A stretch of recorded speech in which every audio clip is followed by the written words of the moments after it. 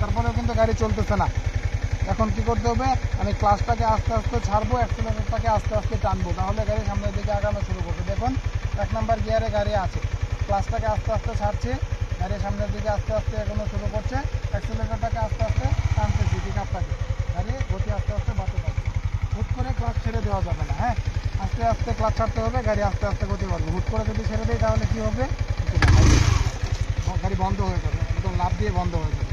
হুট করে ধাম করে ছেড়ে দিলে বাস গাড়ি বন্ধ, ধাম করে ছাড়া যাবে না। কী করতে হবে, আস্তে আস্তে ক্লাচটাকে ছাড়তে হবে, আস্তে আস্তে ছাড়তে হবে, আস্তে আস্তে অ্যাক্সিলারেটর ধরতে হবে।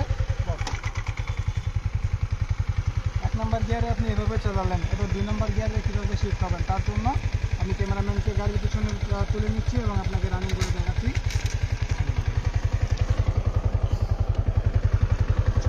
তো ফুল প্রসেসিংটা এবার খেয়াল করবেন। প্রথমে আমি গাড়িটাকে 1 নাম্বার গিয়ারে চালাবো, ক্লাচ করে নিলাম, গাড়ি স্টার্টে আছে, ক্লাচ করে 1 নাম্বার গিয়ার ফেললাম। এবার খেয়াল করবেন, ক্লাচটাকে আস্তে আস্তে ছাড়ছি, অ্যাক্সিলারেটরটাকে আস্তে আস্তে টানছি, গাড়ি সামনের দিকে যাচ্ছে। আমার স্পিড কত আছে এখন, 0-তে দেখাচ্ছে। দেখুন কিছুক্ষণের ভিতরেই স্পিড আমার 6-এ চলে আসছে। এইভাবে যখন 10-এ উঠে যাবে তখন 2 নাম্বার গিয়ার করব। দেখুন আমার গিয়ারটা 10-এ আছে, এবার আমি ক্লাচটাকে ধরে ফেলবো, ক্লাচ ধরে অ্যাক্সিলারেটরটাকে ছেড়ে দিব, ছেড়ে 2 নাম্বার গিয়ার শিফট করবো। 2 নাম্বার গিয়ার আছে এখানে দেখতে পাচ্ছেন। এবার আবার গাড়ি টানা শুরু করব। দেখুন আস্তে আস্তে ক্লাচ ছাড়ছি, আস্তে আস্তে অ্যাক্সিলারেটরটাকে ধরতেছি। একটা জিনিস ভালোভাবে বুঝবেন, যখনই আপনি ক্লাচটাকে ধরবেন তখনই আপনার অ্যাক্সিলারেটরটাকে ছাড়তে হবে, আর যখনই আপনি ক্লাচটাকে ছাড়বেন তখনই আপনার অ্যাক্সিলারেটরটাকে বাড়াইতে হবে। ক্লাচ ধরলে অ্যাক্সিলারেটর কমায় ফেলতে হবে, আর ক্লাচ ছেড়ে দিলে অ্যাক্সিলারেটর বাড়ায় ফেলতে হবে, হ্যাঁ। সো এবার 2 নাম্বার গিয়ারে গাড়ি আছে, 3 নাম্বার গিয়ারে ফেলার জন্য কী করতে হবে, আবার আমি ক্লাচটাকে ধরবো, 3 নাম্বার গিয়ারে শিফট করে ক্লাচটা আস্তে আস্তে ছাড়বো, অ্যাক্সিলারেটরটাকে আস্তে আস্তে টানবো। এইভাবে আপনার যতগুলো দরকার আপনি ততগুলো গিয়ার ফেলে আস্তে আস্তে গাড়িটাকে গতি বাড়ায় নেবেন।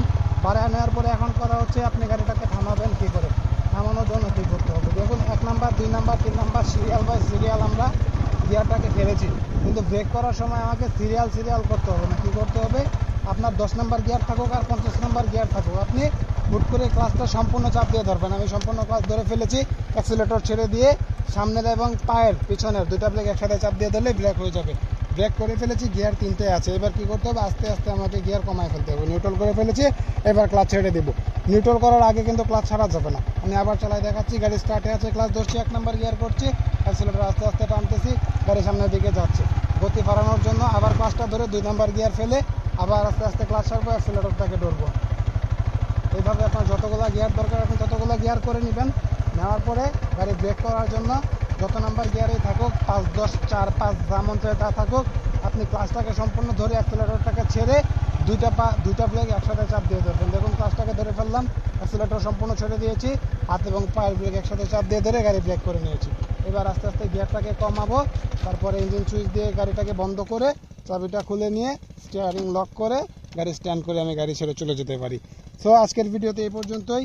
আশা করি যারা একদম নতুন আছেন তারা মোটামুটি ধারণা পেয়েছেন। এরপরে যদি কারো কোনো প্রবলেম থাকে তাহলে কমেন্ট বক্সে কমেন্ট করে জানাবেন। তো আজকে এই পর্যন্তই, দেখা হবে পরবর্তী কোনো ভিডিওতে। ততক্ষণ ভালো থাকবেন, আল্লাহ হাফেজ।